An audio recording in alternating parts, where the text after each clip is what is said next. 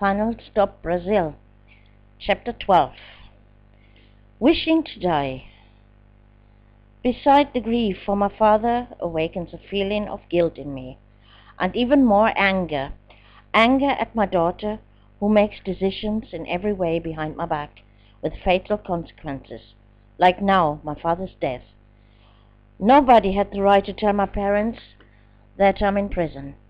There would have been no need for it. As for example, I could have written to them that I immigrated with Michael to Brazil. Everything except that I'm sitting in jail. It killed him. I worry and ponder and fall every day into a deeper depression. Everything is just like a deep dark hole into which I fall deeper and deeper. My soul is sick and my body is responding appropriately. I have so much pain in my shoulders and arms that I cannot move by myself anymore.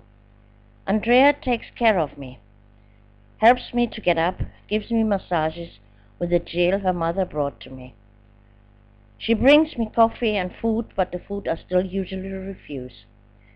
Sometimes I fall into a deep sleep during the day, so that Belle and Tanya really become frightened about me. They wake me with violent shaking, and then I look into the worried eyes of the two. I am taken to a hospital again, where they examine me superficially. Diagnosis is osteoarthritis, and the consulate is asked to buy me the drugs of the prescription. To make matters even worse, I pick head lice from anyone, which torment me with their bites day and night. Tanya treats my head with a medical liquid against lice, but it doesn't take long and they're back. I'm being jokingly called Violenta.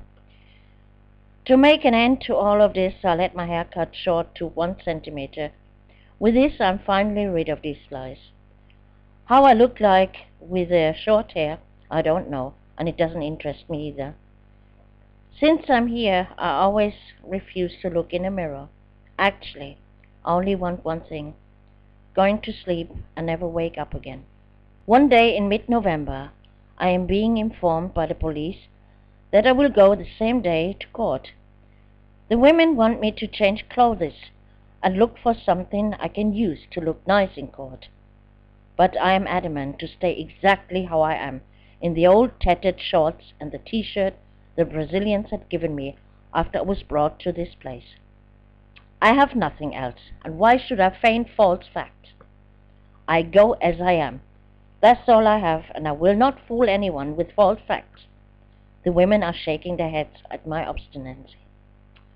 Mr. Waldman was organizing clothing donations and recently brought me some fairly new clothes, but they were thrown into garbage or taken away by the shocky troop I seen the first time that day when they tore everything to pieces.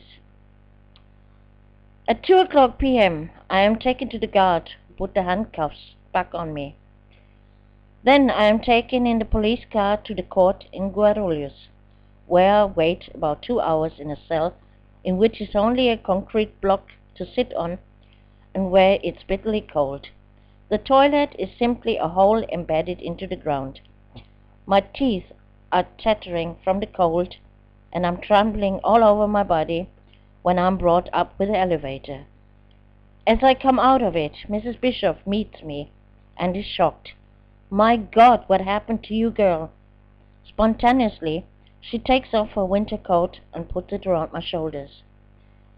Then my eyes fall on Fabio Lucetti, the police officer who arrested me. Everything suddenly comes up again, all images of that terrible day, and I suffer a breakdown. Mrs. Bishop is already about to break it off, but I stop her. I want to go through with it and bring everything behind me now and here. Mr. Sturm and an interpreter are already sitting in the courtroom. I signal to Mrs. Bishop that I want to speak alone with her for a moment. Despite, or perhaps because of my terrible constitution, I decided to tell the truth. But I want a guarantee of Michael's security. Mrs. Bishop claps her hands together over her head. With this, I had thrown overboard her putative defense strategy. When the judge enters, Mrs. Bishop discusses the problem of security for Michael with her.